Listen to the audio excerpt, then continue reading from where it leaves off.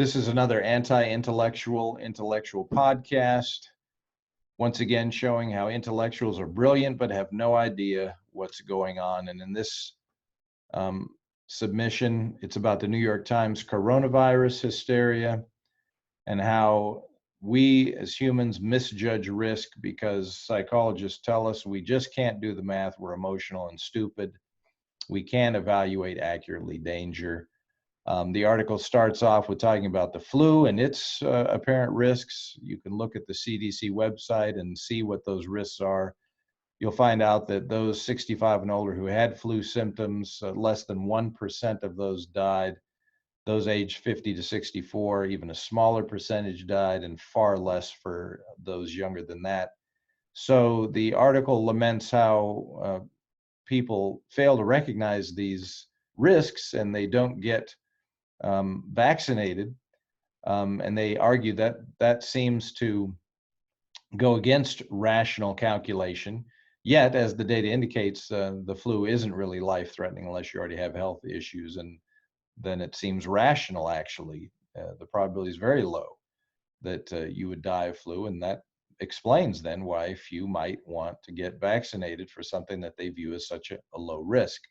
But rather than realizing how rational that might be, the article and the intellectuals argue that we, once again, just can't do the math.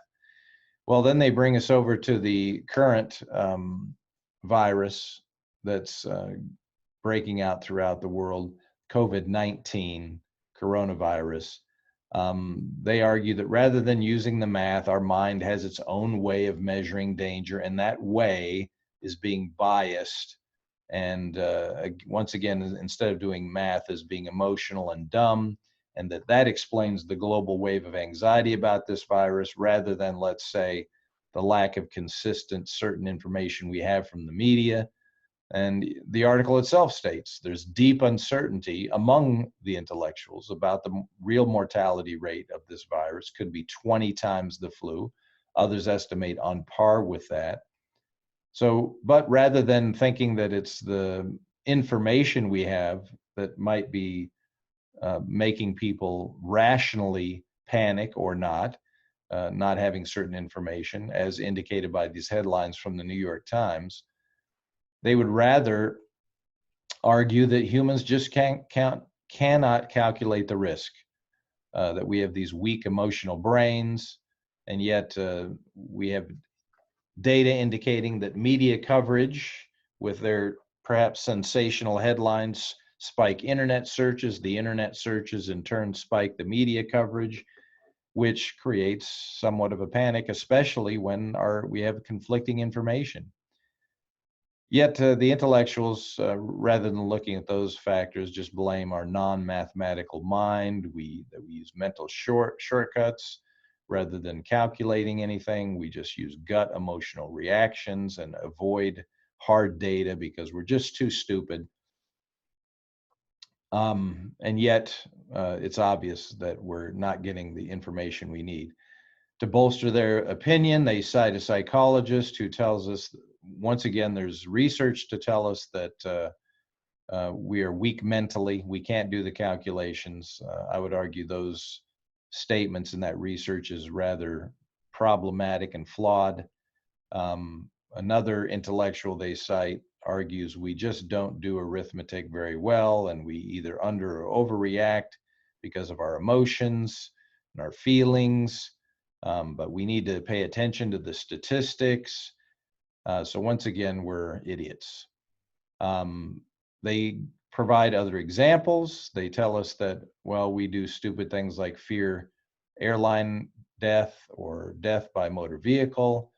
They argue that a plane crash is just a statistical aberration, so you shouldn't worry about a plane crash. If maybe we get extra worried if a plane crash just happened, and so we think, oh, I don't know if I want to go on a plane because maybe it's not safe, and they say that's irrational.